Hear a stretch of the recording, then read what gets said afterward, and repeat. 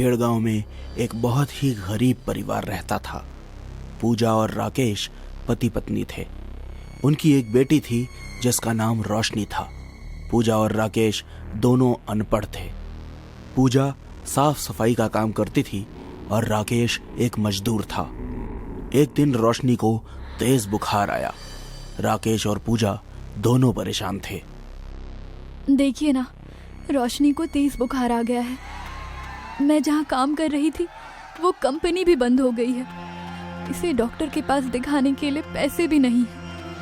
आज घर बैठे 5 दिन हो गए हैं, कोई काम पर बुला ही नहीं रहा है। ऐसा चलता रहा तो हम कैसे रहेंगे? रोशनी को काढ़ा पिला के सुला देती हूँ। कल कहीं ना कहीं से पैसे का बंदोबस्त करते हैं। इन दोनों की जिंदगी बहुत मुश्किल के दौर से गुजर रही थी। कुछ दिनों में इनके घर में खाने को भी कुछ नहीं रहेगा। तभी उस रात पूजा की सहेली मालती का फोन आता है। पूजा, एक काम आया है, पर तू कर पाएगी या नहीं? हाँ, मुझे वैसे भी काम की ही जरूरत है। अच्छा सुन, पास ही के गांव में एक घर में आग लग गई थी। उस घर की मालकिन उसी के अंदर जलकर मर गई। उसकी बॉडी को घर से बाहर निकालना है, अच्छे पैसे मिलेंगे। कोई भी उस घर में जाना नहीं चाहता है। माना जाता है वो औरत काला जादू करती थी। पूजा को पैसों की जरूरत थी, इसलिए पूजा ने हाँ बोल दिया। अगली सुबह पूजा जले हुए घर में पहुंच गई। घर काफी डरावना था। घर के अंदर एक जली हुई औरत की लाश थी और पूजा को पता था कि वो औरत काला जादू करती थी। ये सब कही सुनी बातें सुन के पूजा अंदर से डर गई थी। फिर भी पूजा ने हिम्मत से काम लिया। पूजा जली हुई औरत के पास गई तो पूजा ने देखा, बाप रे, इसके शरीर पे कितने गहने हैं। अगर मैं कुछ रख लूं तो सारी परेशानियां दूर हो जाएंगी। पूजा ने सारे गहने शरीर से उतार के अपने पास रख लिए और उस औरत को एक सफेद कपड़े में बांधकर उसे बाहर ले आई। उसे अपने पैसे मिल गए। पूजा बहुत खुशी खुशी घर पहुंचती है। उस रात सब लोग पेट भर के खाना खाते हैं और सब सो जाते हैं। तभी पूजा के सपने में वही जला हुआ घर दिखाई देता है और वो जली हुई औरत भी वैसे ही लेटी होती है जैसा पूजा ने देखा था हूबहू। कुछ समय बाद जली हुई औरत अचानक से उड़ जाती है। पूजा के करीब आके बोलती है, मेरी चीज मुझे वापस कर दो। पूजा डर के मारे उठ गई। पूजा बेहद डरी हुई थी। ये सब सपना था, ये सोचकर उसकी जान में जान आई। बाप रे, इतना डरावना सपना। पूजा पसीना पसीना हो गई थी। पास ही में मटका रखा था, बिल्कुल खिड़की के नीचे। पूजा जैसे ही पानी पीने लगी, खिड़की खुली और खिड़की के बाहर से जला हुआ हाथ अंदर आया। चीख से राकेश भी उठ गया। क्या हुआ? तुम इतनी डरी हुई क्यों हो? वो खिड़की से जला हुआ हाथ अंदर आ रहा था। राकेश उठ के खिड़की के बाहर देखने लगा। कोई नहीं है बाहर। राकेश ने खिड़की बंद कर ली। पूजा ने राकेश को सारी बातें बताई, उस गहने के बारे में भी। कहीं वो सच में ना आई हो। ऐसा कुछ नहीं होता, बुरा सपना होगा, सो जाओ। राकेश ने पूजा को सहलाया और फिर वो सो गई। अगली सुबह पूजा ने अपनी सहेली मालती से बात की और पिछले दिन की सारी बातें बता दी। ऐसा कुछ नहीं होता पूजा। कल तूने पूरा दिन उसके घर में बिताया ना, हर तरफ खून ही खून था वहां, इसलिए तुझे ऐसा सपना आ रहा होगा। तू आराम कर। अगली रात भी पूजा को वही सपना वापस आया। इस बार वो जली हुई औरत पूजा के बिस्तर में आ गई और रोते रोते बोलने लगी। तूने जो मेरी चीज ली है वो मुझे लौटा दे। वो मेरे पति ने मुझे दी थी।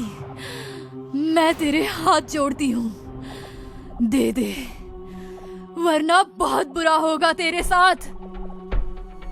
फिर से पूजा डर के मारे उठी और ये सारी बात राकेश को बताने लगी। इस बार वो जली हुई औरत यहाँ बैठी थी। तुम्हें आभास हो रहा है, सो जाओ, कोई नहीं है यहाँ। पूजा रात भर सो नहीं पाई।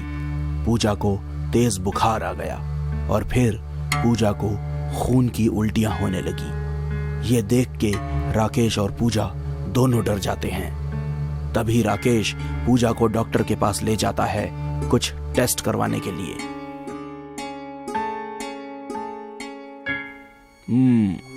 रिपोर्ट में तो सब कुछ नॉर्मल है। ये सुन के राकेश को कुछ समझ नहीं आ रहा था। पूजा भागते हुए मालती से मिलने उसके घर गई। पूजा ने मालती को सब बताया।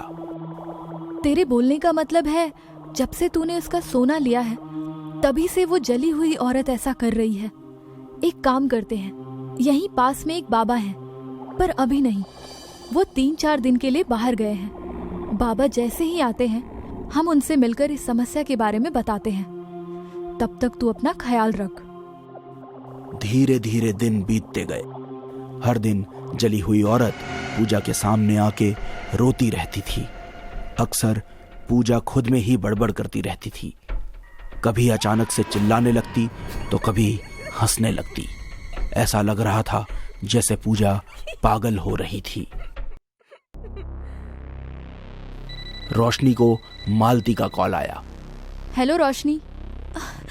आंटी, मुझे मेरी माँ से डर लगने लगा है। मेरी माँ को बचा लो। एक काम कर, तू यहाँ आ जा, हम बाबा के पास चलते हैं। बाबा सब ठीक कर देंगे। मालती और रोशनी बाबा के पास जाती हैं। सब सच सच बाबा को बता देती हैं। मेरी माँ को बचा लीजिए। तुम लोगों को जरा भी अंदाजा नहीं है कि तुम लोगों ने कितनी बड़ी मुसीबत मोल ले ली है अपने गले में। मदद कीजिए बाबा। ये ताबीज लो और पूजा के गले में बांध देना, और जहां से सोना लिया था वहीं छोड़ के आओ। पर बाबा, सोना तो उसकी लाश से लिया था, वो लाश तो जल चुकी है। मेरा मतलब उसी घर में सोना रख के आओ। और सुनो, जब सोना रखोगे तो पीछे पलट के मत देखना। मालती और रोशनी को बाबा की बात समझ आ गई। रोशनी अलमारी खोल के सोना ले लेती है। मालती और रोशनी उस जले हुए घर में जाते हैं और बिल्कुल बाबा ने जैसे बोला था वैसे रोशनी सोना फेंक देती है। पीछे किसी के होने का आभास होता है, पर वो लोग मुड़ते नहीं हैं। उसी दिन पूजा बिल्कुल ठीक हो जाती है। मानो वो गहने नहीं, श्राप थे, श्राप। ऐसा श्राप जो एक दिन पूजा की जान ले ले। ये कहानी है जमशेदपुर की। जमशेदपुर में एक झुमरी महल था जिसे लोग भूतिया महल के नाम से भी जानते थे। वहां के लोगों का कहना है कि झुमरी महल में किसी औरत का साया छत पर घूमता है। यहां तक कि लोगों को चिल्लाने की आवाज भी आती है, जिस वजह से लोग 8 बजे के बाद झुमरिया महल के आसपास भी नहीं जाते थे। फिर कुछ सालों बाद झुमरिया महल में एक घटना घटी। 3 लोग अपनी कार से जा रहे थे, पिंटू, राजू और रानी। ये लोग अपना रास्ता भटक गए। पिछले 1 घंटे से सही रास्ता ढूंढ रहे थे। रात होती ही जा रही थी। तभी राजू की गाड़ी को झटका लगा और झुमरी महल के सामने आकर गाड़ी रुक गई। गाड़ी बंद हो गई। क्या यार, पूरा प्लान चौपट कर दिया। वाओ, देखो क्या महल है। मैं तो बोलती हूँ इसी महल में रुक जाते हैं। पागल है क्या? कितना डरावना लग रहा है। फट गई क्या? मेरी मेरी मेरी मेरी क्यों फटेगी? अरे चलो, यहाँ रुकना है ना, तो यहीं रुकते हैं। मुझे तो ये महल डरावना नहीं बल्कि रोमांटिक लग रहा है। ऐसे पुराने महल में रोमांस करने का अलग ही मजा है। धत। अगर अब तुम दोनों लव बर्ड्स की बातें खत्म हो गई हो तो अंदर जाकर देखें। तीनों महल की ओर बढ़ते हैं। मेन गेट से अंदर आते ही गेट बंद हो जाता है। ये देखकर पिंटू डर के मारे कांपने लगता है। तुम लोग अंदर जाओ, मैं थोड़ी देर में आता हूँ। ये तेरा ससुराल नहीं है, ऐसे अकेले कहाँ जा रहा है? सुसु करने। वहां भी साथ आओगे क्या? जा जा। राजू और रानी एक कपल थे जिनकी बहुत जल्द शादी होने वाली थी। पिंटू दोनों का क्लोज फ्रेंड था।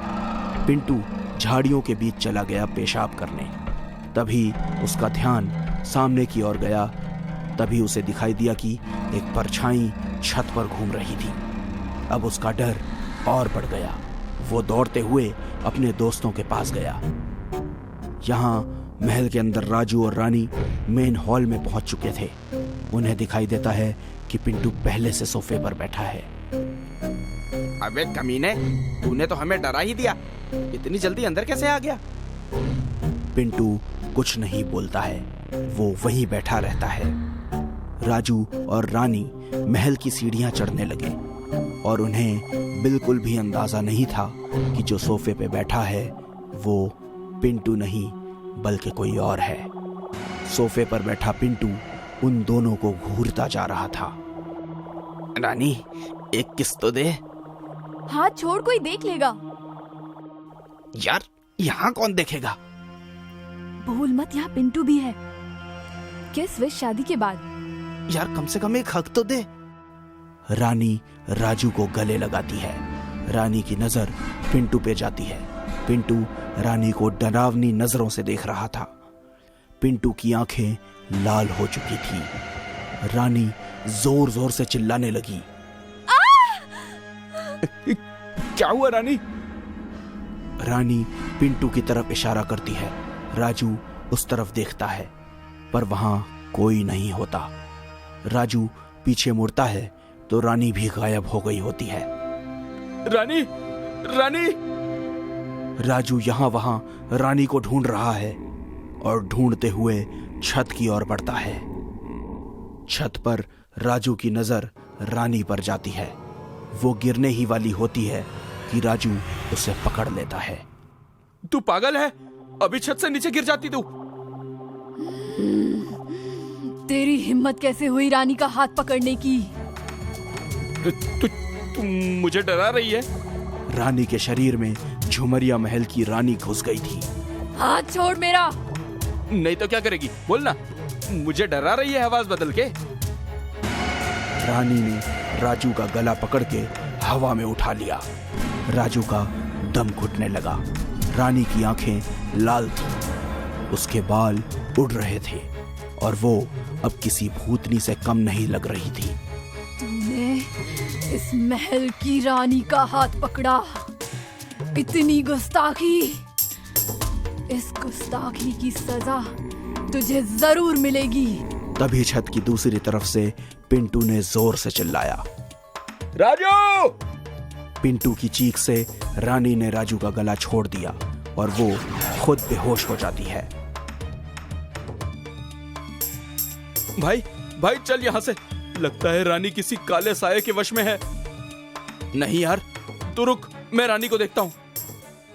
भाई नहीं, मुझे बहुत डर लग रहा है। जल्दी यहाँ से निकलते हैं। वो मुझे मारने वाली थी। वो तुझे भी मार देगी।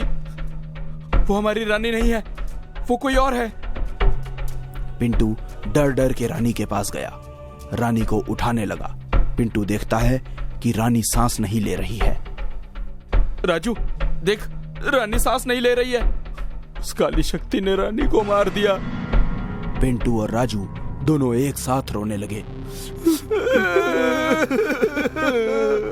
तभी छत का दरवाजा अपने आप जोर जोर से पटकने लगता है। ये देख के राजू पिंटू के रोंगटे खड़े हो गए और तभी रानी अचानक से जिंदा हो गई।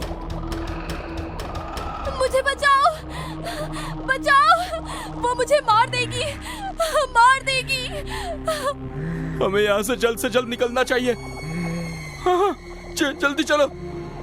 तीनों एक साथ हाथ पकड़ के और डरे डरे झुमरिया महल की सीढ़ियां उतर रहे हैं। मुझे बहुत डर लग रहा है, कुछ भी हो जाए पीछे मत देखना। वो लोग जैसे ही नीचे पहुंचे, महल का दरवाजा अपने आप बंद हो जाता है। हम मारे जाएंगे। कुछ नहीं होगा हमें, मुझे पता है नीचे से एक रास्ता बाहर की तरफ जाता है, हम वहां से अपनी कार लेके चले जाएंगे। शांत रहो, शांत रहो। नहीं, वो काला साया हमें मार देगा। अभी भी कुछ नहीं बिगड़ा है, हम बच सकते हैं, हमें कोशिश करनी चाहिए। पिंटू सबको महल के पिछले दरवाजे से बाहर ले जा रहा था। उन्हें पता नहीं था कि उनका पीछा काला साया कर रहा था। तीनों सही सलामत महल के बाहर पहुंच गए। तभी वो काला साया रानी के पैर पकड़ के खींचने लगा। बचाओ, बचाओ, बचाओ। पिंटू और राजू पीछे मुड़े बिना ही रानी को अपने साथ खींचकर कार की ओर ले गए। जैसे तैसे वो लोग झुमरिया महल के गेट के बाहर निकले। तुम लोग कार में बैठो, कार में चलाता हूं। कार स्टार्ट नहीं हो रही थी। झुमरिया महल से हर तरह की आवाजें आ रही थी, हंसने की, रोने की, चिल्लाने की। हर तरफ से इतना शोर होने के चलते राजू के कान से खून निकलने लगा। और तभी कार स्टार्ट हो गई। हम बच गए, भगवान का शुक्र है। कार चलती जाती है।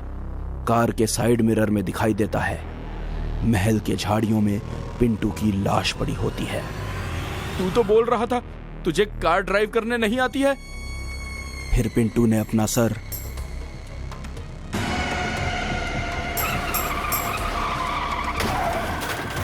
अगले दिन झुमरिया महल के पास कार एक्सीडेंट में 2 लोगों की मौत।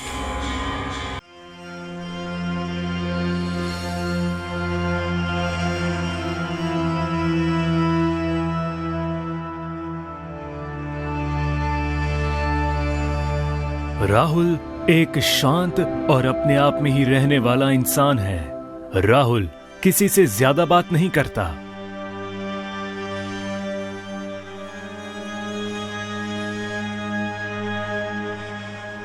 ऑफिस में काम करने वाली बहुत सारी लड़कियां राहुल पर फिदा है, क्योंकि राहुल दिखने में बड़ा ही हैंडसम है।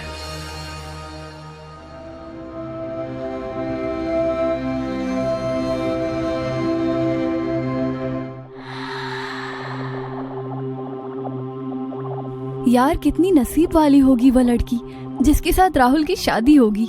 लेकिन ये तो घास भी नहीं डालता हमें, कहीं ये गे वगैरह तो नहीं है।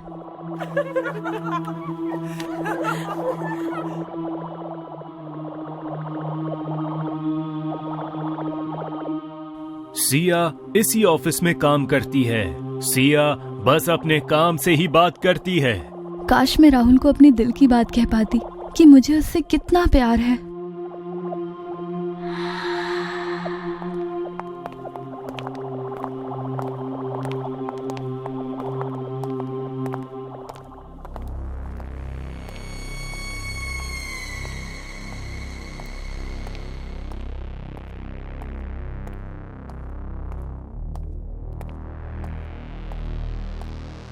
देखती हूँ बच्चू, कब तक मुझे ये इग्नोर करते रहोगे। बस अब इसी संडे राहुल के घर जाऊंगी और उससे अपने दिल की बात कह दूंगी।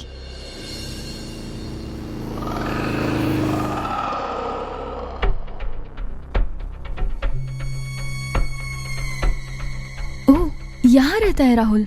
यहाँ कितना सन्नाटा है और आसपास कोई घर भी नहीं है।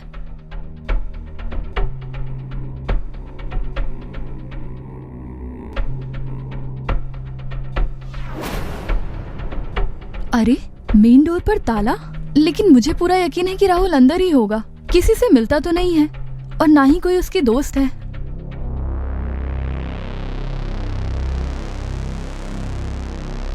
अंदर जाने का कोई रास्ता तो जरूर होगा।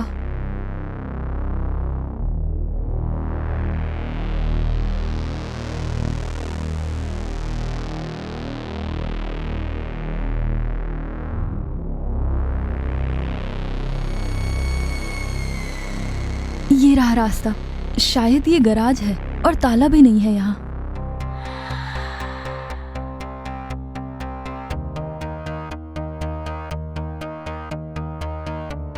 जब सिया को यकीन होता है कि कोई उसे देख नहीं रहा, तब वो गैराज का शटर खोलकर अंदर जाती है। उसे गैराज के अंदर एक कार दिखाई देती है। इसका मतलब राहुल घर में ही है। वहाँ पीले रंग का एक बल्ब जल रहा है। जरूर यहाँ से कोई रास्ता घर के अंदर जाता होगा।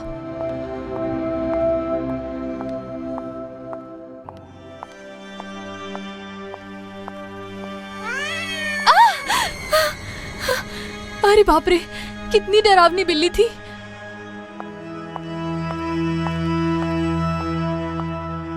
अरे ये दरवाजा तो बिल्कुल खुला हुआ है।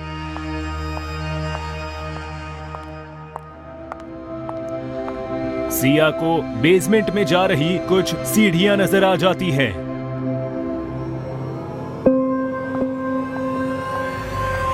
कोई है? राहुल, कहाँ हो तुम?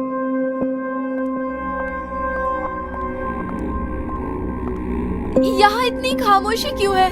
सिया को वहाँ एक बड़ा ही खतरनाक मंजर दिखाई देता है। बड़ी ही तेज लाइट्स में 3 लड़कियाँ दिखती है जिनके हाथ बंधे हुए हैं और तीनों को भी मरकर शायद बहुत वक्त हुआ है। उनकी लाशें अब सड़ चुकी हैं।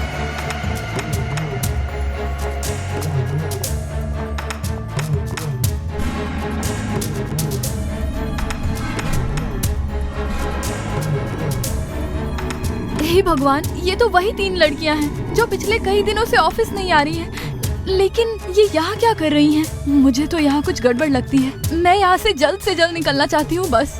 तभी सिया को किसी कमरे से कुछ अजीब सी आवाजें आती है, मानो कोई दर्द में कराह रहा हो। ये कैसी आवाजें हैं?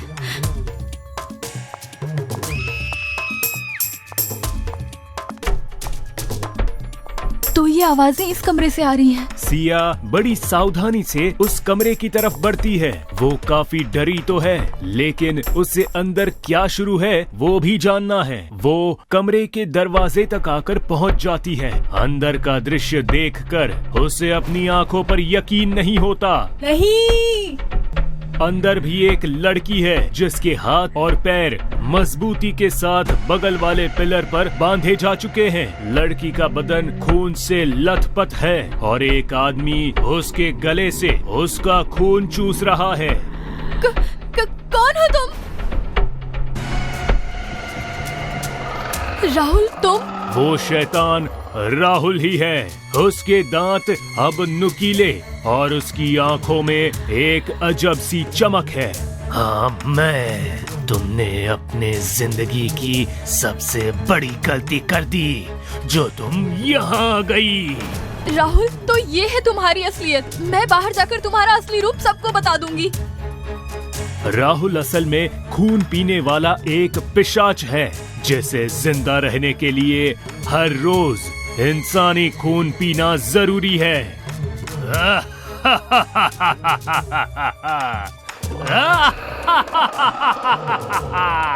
बेवकूफ लड़की, यहाँ से जिंदा जाओगी तब किसी को कुछ बता पाओगी ना।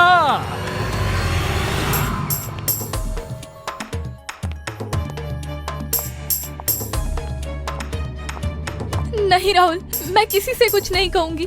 प्लीज मुझे यहाँ से जाने दो, प्लीज।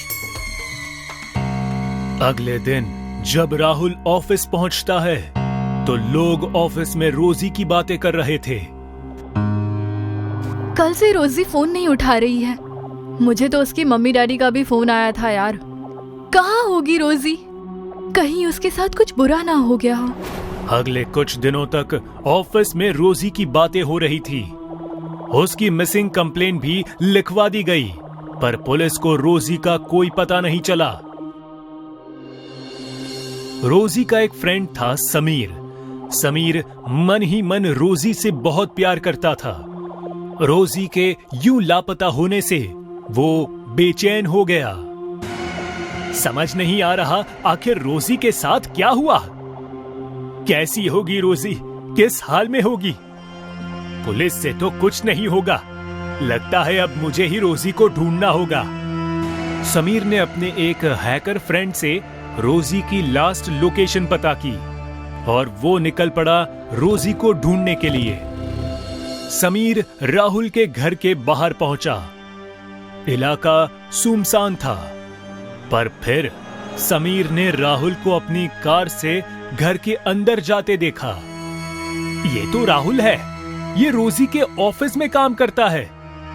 कहीं इसी ने तो रोजी के साथ कुछ नहीं किया।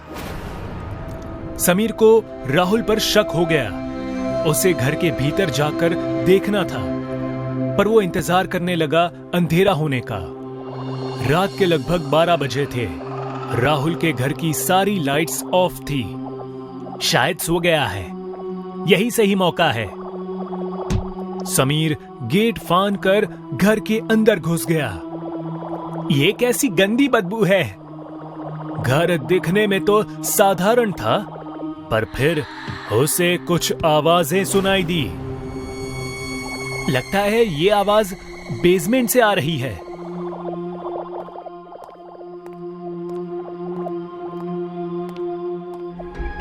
बेसमेंट में अंधेरा ही अंधेरा था, पर अब वो बदबू बढ़ गई थी। समीर अंधेरे में लाइट का बटन ढूंढ रहा था, तभी उसके हाथ में किसी लड़की के बाल आए। समीर डर गया। ये तो लड़की के बाल हैं। कमरे में लड़कियों के बाल, हैंडबैग्स और कपड़े भी थे। इस खंबे पे रस्सियां क्यों बंधी है? ये राहुल यहां करता क्या है? राहुल, बोलिए, रोजी कहाँ है? मुझे पता है वो यहीं आई थी। बोल, मेरी रोजी कहाँ है?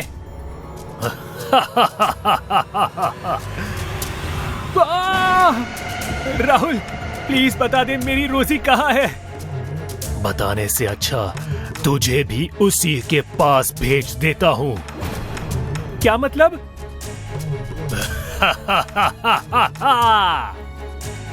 राहुल ने समीर का पैर दबोच लिया।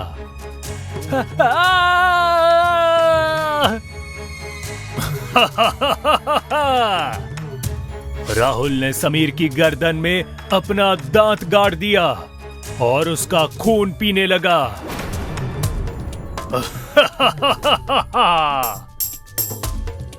समीर भी लापता हो गया और राहुल पहले की तरह ऑफिस जाने लगा। ना जाने राहुल और कितनों की जान लेगा।